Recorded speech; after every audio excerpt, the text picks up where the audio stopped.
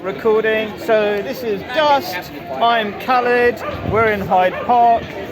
We had an interesting conversation on my happiness class about money, and this conversation is going to be about me trying to learn about how can we live in a world without money, because that was something you were suggesting, and I'm just going to be asking you a whole bunch of questions to try to understand it. Yeah. I'm not particularly interested in debating it right now, because I'm going to have Dust come on my show in about a week or so, and so it'll be interesting. Anyway, so Should be very good, that. cool. So Dust, you say that we can live in a world without money. Yeah. And my confusion is I think money makes it really easy to buy and sell goods in the modern world, because without money, and I could be totally wrong, we need to barter. And barter makes it really hard to transfer things between people. Like if I want to buy something with my carrots, not everybody wants my carrots, and then in the modern world, we need millions of products being transferred between each other just to make, for example, this phone. We need millions of things being transferred really quickly, really easily. How do we do that? How do we manage without money? Well, first, I think money is always going to exist, by the way. So I'm not proposing a world without money. Right. Though I am proposing a radical change of how we perceive money. And I think for the example you gave, particularly, because the example you gave was a micro-level transaction. Yeah. That, I believe, should disappear. The micro should disappear. When it comes to basic resources of a human being, no human being should be allowed to go hungry. Okay. No human being should be allowed to not have access to a doctor. So a good example of an economy without money is the National Health Service. How long have you been in the UK? Or have you always My whole life, yeah. Your whole life here. Yeah. So you've actually lived a large part of unless you're private healthcare. No. So you've actually lived Yeah. the first-hand experience of having not using money to have a transaction. You've actually spent your whole life, and your whole life has been spent in that transaction, you and your body becoming as best as it can be. Okay, so I'm beginning to get your point of view. It makes sense to some extent, right? Yeah, so if you had if your arm hurt, Yeah. like broken hurt, I mean, Yeah. if your arm hurt, you trying to barter for your arm to be better is the destruction of a community and society. Yes. But you just walking into a space, a building, and in that building are professionally trained human beings specialising in mending an arm. Yeah. You don't barter for that. Yeah. What happens in that transaction is that what we call a doctor, by the way, where I'm going with that, Yeah. is they go, right, let's get you sorted, my friend. Yeah. Doesn't matter your wealth that defines you, your skin colour, your religion. None of these factors are a factor. The only factor is that you have an arm and your arm's broken. You've met the first and only qualification needed for this transaction now to transpire. No money. So, to what extent are you? So I get it, because we've accepted to some extent that medical treatment should be sort of free for everybody, and the state should provide it. That kind of, we've mentally accepted that in the UK. In the US, that's kind of a harder thing for them to conceive of, right? The US is. Do you want to carry on? Sorry. No, so now I kind of, maybe my weakness is, because I'm really trying to learn, it's like, it seems quite a big leap to have all the food made free to that level. Is that a big thing, or are you saying all of food, or basic food, or a certain level of it? Every human being deserves an opportunity to live. Yeah. This must be the very bedrock of all interactions, the very bedrock of how we construct a sentence when communicating with each other, and when trying to perceive an understanding of a conclusion. The very bedrock must be the very simple fact you deserve to live. Yeah. and because you don't have access to X amount of money, does not mean you should be punished by not being living anymore. So she said all food, or should you like there should be like enough to live comfortably, eat comfortably. Yeah, so the criteria again is like with the broken arm thing. Yeah. There's a criteria. You don't go to hospital if you don't have anything wrong. Makes sense. There's a criteria, and the criteria would be the same with food. Caviar. Exactly what I was thinking. Yeah. Caviar, clearly, you don't need that to live, Yeah. do you? Yeah, So you yeah. wouldn't go to the hospital without a broken arm first. Yeah.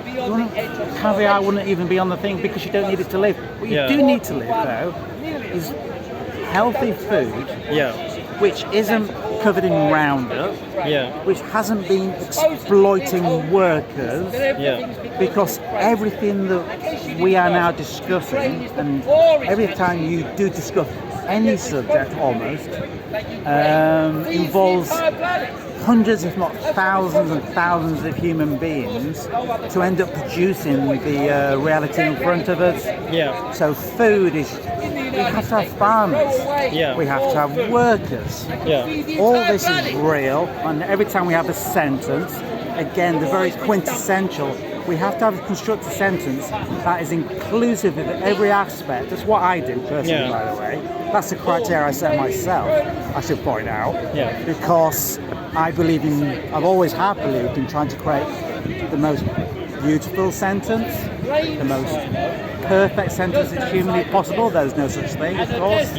But when I'm creating a sentence, it has to include the whole journey. Yeah.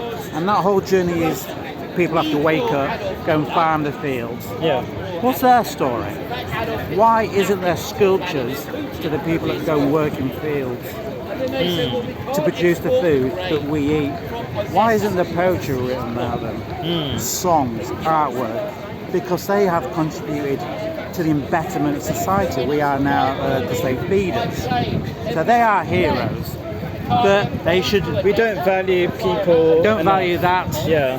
quality of human life, which is the very bedrock of human life. In So this, So I'm agreeing a lot, and I'm adapting, I'm developing. Just by having discussion, Caveat. I'm learning, right? Caveat, no. You're basically saying there should be like a national health service, which is free. We should have a national food service, which provides the food that we need to. When people want it, they get it, Yeah. and people don't ask for it unless they need it. Because if you want caviar, you won't even go to the national food No, service. because it won't be there for you, that's for sure. Yeah. But also, what's beautiful about this, right, Yeah. is that when you go to, it will be like a supermarket, basically. Yeah. But when you go there, they'll also have classrooms there, Yeah. and they'll provide the education needed to learn how to make pasta from fresh. Ah, that is so important. I mean, that's a whole different discussion that I really believe in. Now, I'm not saying not putting it off because I agree. No, when I say a whole, I've said a whole branch. Sorry, Okay, I'm yeah. getting it wrong. And this is kind of really important too. It is a branch. Like, because I really believe in it.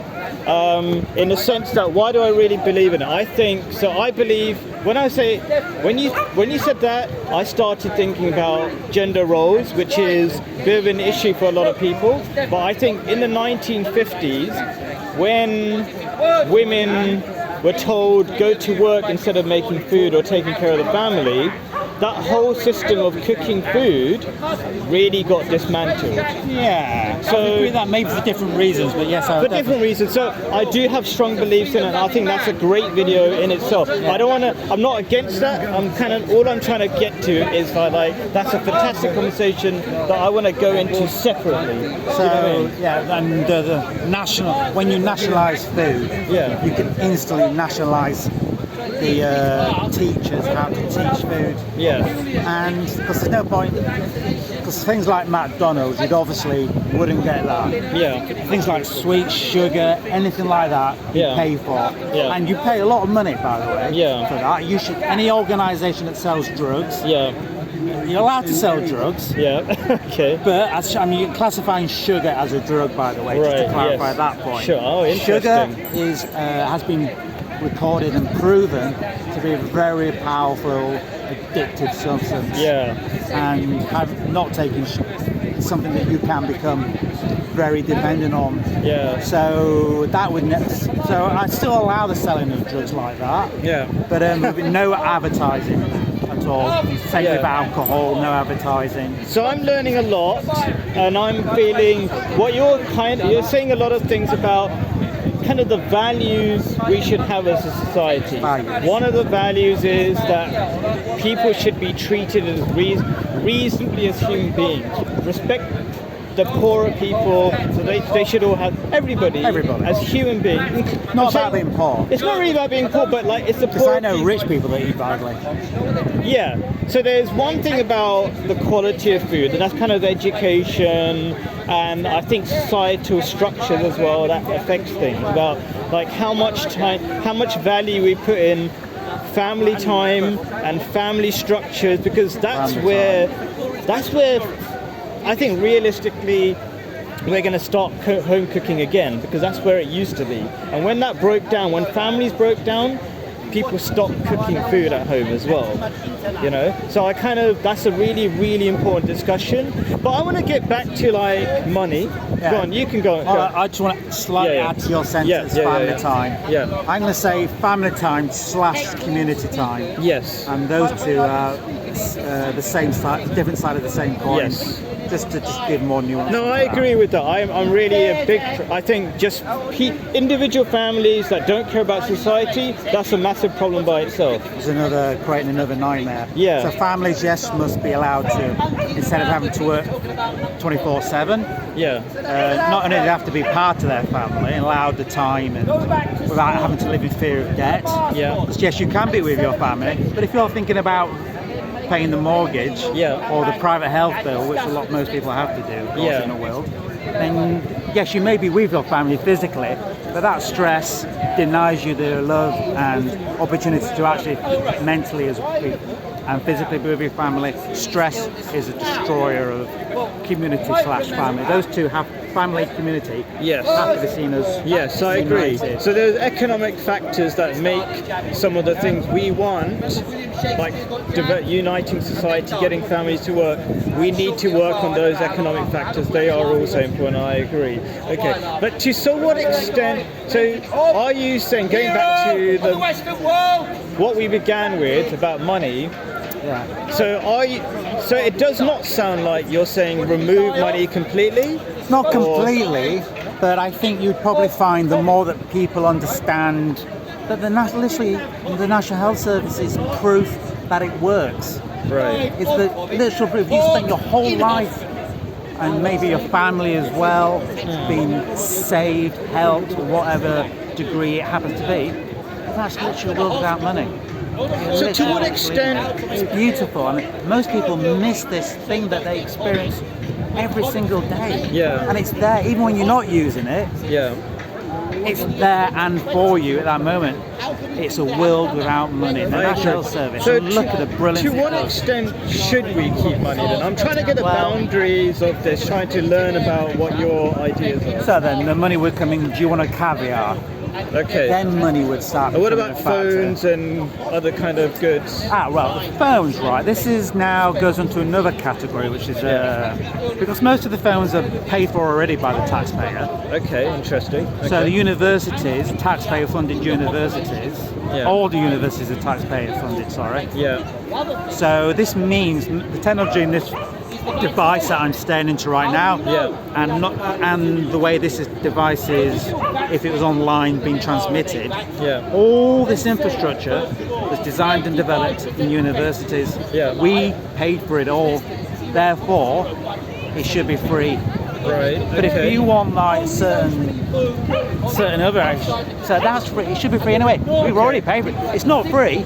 We bloody well paid for this. Okay, let's say that. Okay, so I'm going to try to dig into that a little bit, right? Because I'm sure people who the obvious question would come. I mean, this is for me to learn from you. The obvious thing is, even if the intellectual property should be free, what about the physical things that need to be paid for? Like, shouldn't that be? Somebody needs to be doing the work, and somebody needs to be paid for it to do the work, and so some sort of money needs to be transferred somewhere. So now we're talking about mining. Now we're talking about factories and workers. Yeah. It's the workers that do the mining. Okay. And it's the workers that build the phones. Yeah. And yes, you can have high-end, so now we're coming back to Caviar again. Yeah, if you want to buy a high-end phone that does every nuance in the world, you would have to pay for that. Yeah. But if you want a phone that does the basic job, and it should be a human right to have access to the internet, and it should be a human right to have a phone, and of a certain quality, which means that we can blog and be more. Problem is, we're not taught how to use this technology. What we are taught is take a picture of your food. What we are taught is take a picture of, I don't know, your car. Well, it's just like food, it's like cooking. Technology is the same thing. Yeah, I agree. We need to go into a place where you're given this, but then you're taught how to use it, taught how to be a semi-professional filmmaker. If you want to do that, it's That's there. right. And if you want to be go on the internet, what are the internet sites' best ones? As in, which ones offer a definition of truth and a catalogue of proofs and research and references. So it's kind of like, I agree, because I remember when Jeremy Corbyn said that internet should be free for everybody. Should be free. And I thought, at first I thought that's a crazy idea, and then I thought 2 seconds later I thought that totally makes sense, because it's an opportunity for everybody to participate in society and grow in society and treat people like reasonable human beings who want to develop rather than shutting them off. So I thought, it's about mind shifts. But like, again, even myself, I love community, but then I might not have thought about Jeremy Corbyn and what you're saying, and I'm learning from you. But again, just giving someone a wheel or giving someone access to learn how to make a fire isn't enough. You've got to teach them what can be done with fire, what can be done with the wheel. So it's just not a simple case of giving, here you go now, back off and go and defend yourself. You just end up with something that you do not know how to, and that is a lot of foreign policy and charity, by the way. A lot of charity that happens around this world, from the west to the other parts, which is all patronising, by the way, is basically going, well, here's a computer, here's a new skill for you. But no infrastructure of how to learn, no infrastructure why to learn, no infrastructure at all whether this is actually applicable for this area to begin with. The amount of charity things that go on which end up doing nothing is clearly more than charity work, which actually does contribute and creates concrete realities that an individual can grow rather than just be a part of an advertising for Oxfam, saying, look, we've made this person slightly less hungry. We are now deserve our £200,000 salary plus, by the way, because they get So are you? I'm still trying to grasp the whole idea. Did I go off subject? No. I'm trying to get to what extent you believe in communism. No. Okay. So explain how it's not communism. So what's your boundary? What part of communism are you rejecting, sort of thing? I think once you bring in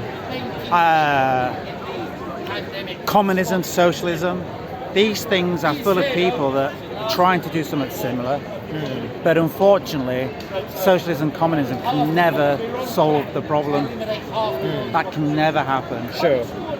Fundamentally, the thing that happens to create change is knowing what it means to be a human being. Right. No. That's the fundamental route to change. What does it mean to be a human being? And yes, you need an infrastructure to teach that. But it shouldn't be tied down to one religious group, one socialist group.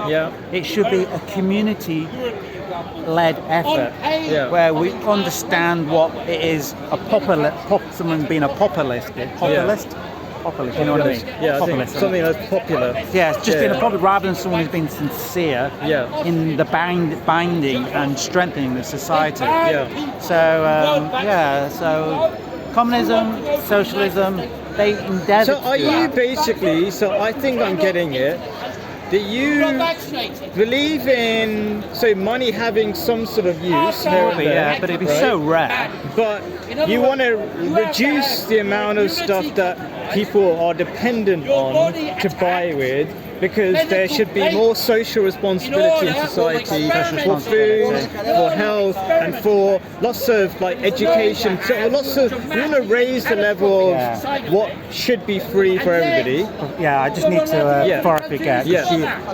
I was a little bit disturbed the way you thought maybe that people that criticise rich Should we move away from the loudness of that? Yeah. I was a little bit concerned that where you see that people are protesting maybe just out of some sort of jealousy or some sort of basic emotion or primitive emotion, and that's their root cause for action. Okay. So I think there is. Oh, are you talking about our show that we were talking about? We were talking about protest. Yes. Yeah. Okay. And I was basically saying I don't believe in one-day protests, because those, and a lot of people have said to me, like kids or whatever, that those are a little bit like parties where they haven't committed to long-term action, and I call it tribalistic and emotional. But if you consistently work on something, unite together, then I value that. That's see, at that stage, it's reclassified to become a political party. That's not a protest anymore. That is literally a political party. When you say political party, we're not talking about conservatives, like literally party. Is that what you're talking about? Political party, yeah. Anyway, So anyway, what were you going to say? Yeah. So I'm just concerned if we're perceiving somebody who's moaning, as some people might call moaning about the differences in the world, the separations and injustices, that we don't just use the idea maybe they're just jealous, or the idea they're acting out some sort of base emotion. Right. I think it's very important to see that when someone say I'm going hungry, or when I don't have access to any political power, and therefore protesting is now all I have left, that is seen as a fundamental human desire, trying to achieve something of a better standard. Sure. It's not looking at someone going, I wish I could drive a Ferrari. That is never it. I think what you're saying, to give some context, is that I sounded like, and I often do come out the wrong way, right?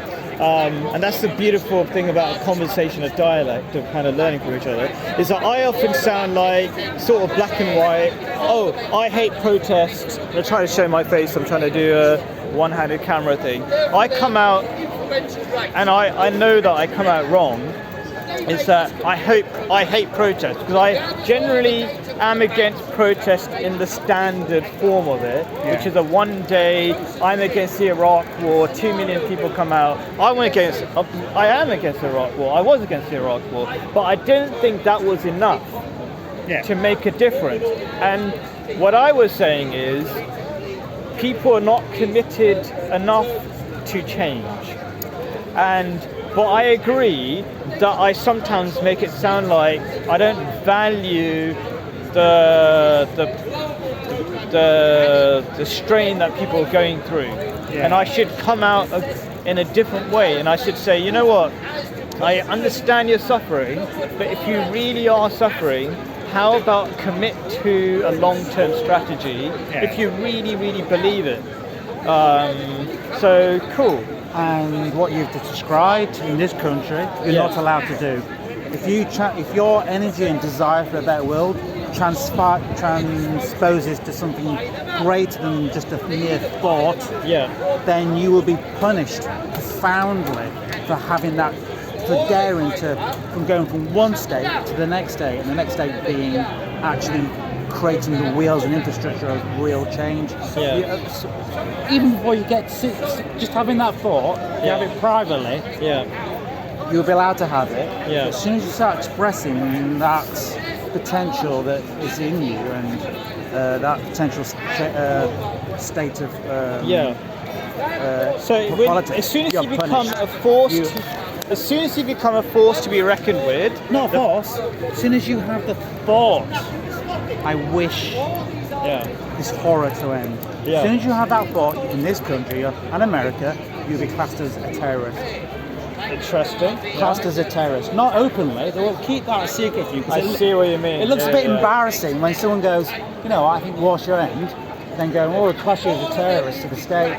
Yeah. That looks a bit weird. Yeah. So what they do is do it subtly and profoundly and Sure. destructively. It's done through our media, Yeah. BBC, The Guardian. Yeah. They contribute to this repression of human beings wishing for a better society Yeah. and crush it and nib it. And things like The Guardian is particularly insidious because a lot of people envision it to be this left-wing infrastructure. In actual fact, all The Guardian is in this country is turning left-wing people and turning them into far-right individuals that still carry the umbrella of being left-wing or I am socially conscious still.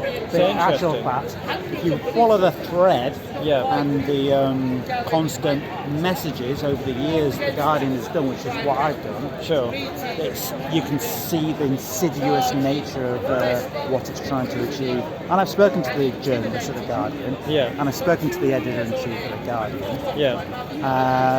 and they have indirectly confirmed this suspicion which I had originally. And so, I can agree. I can see that there's no one newspaper that gives a narrative of here's the middle ground people who want the world to get it better. You always hear the extremists on both sides, and they don't show that these extremists don't represent most people, and they don't show that people actually want to be together. Bingo. So I agree. Bingo. Right? I kind So of we want, have common cause there, right? This is the interesting. So we need. Yes, this is the kind of. I don't want to be the last word, but I kind of want to say something really interesting, which is when we first talked, we were like, I disagree with you, you disagree with me, and we were kind of part, and it was kind of my fault. I was kind of ending that first video, right? But it was kind of like, there was an idea that we were too far apart to discuss, but now we've kind of met second. I never had that thought. Yeah, but maybe it was me. I right? just disputed the way your language was. Yeah. You constructed a sentence. Yeah. And I disputed the authenticity of the initial desire to the actual output, which is the sentence. Sure. So I just that bit in between that. Yeah. I saw some sort of inconsistency in the ways. Which is I work on the subconscious level. Not on the conscious level. Yeah. So I was trying to get into the consciousness of how you were constructed last time we spoke. Yeah. So I kind of feel like the more we go on, the more we're kind of understanding each other. From my point of view, at least. Maybe you understood me better already. I don't know what it was, right? But I felt like, and this is often the case, that people supposedly have different opinions. But I think when we're reasonable and we listen to each other and try to make progress rather than have egos get in the way, then I think we kind of tend to agree more. And if I was just to summarize a little bit more, because the topic that I was trying to understand about, which was like, how can we live in a world without money? I think you say what I kind of believe already, which is we cannot force. I believe in morality as a way of making progress. So I don't believe in communism. I'm not against money, but I do believe that as a society we have to have a value system which supports everybody, and so money shouldn't be the key factor of everything. But you see, it's the moment some human being says that, you be classed as a communist. Even though you've said clearly, I say the same sentence that you said, by the way. I'm not, because you just said that, instantly you're classed as the enemy. Right. And you will be therefore targeted. Yeah. And again, this infrastructure around you will be created to isolate you, repress you, to nudge you into a normal way, what they call the normal way of thinking. Yeah. But as soon as you said that, you're now an enemy. Yeah. You are now the enemy. And anyone that says that, I mean, the way that the Christians, the reason why I refer to Christians all the time, by the way, is because I come from a Christian society, not a Muslim one. Okay. So I can only refer, but I'd imagine maybe some of these things were transposed to, but you'd have to clarify that for me, because obviously I don't know that. Okay. But so in the Christian society, as soon as you say anything of your nature like that, I'll set you out. done and dusted because that is clearly a threat to the infrastructure of Christianity, which is clearly opposed to human beings having what you've just said.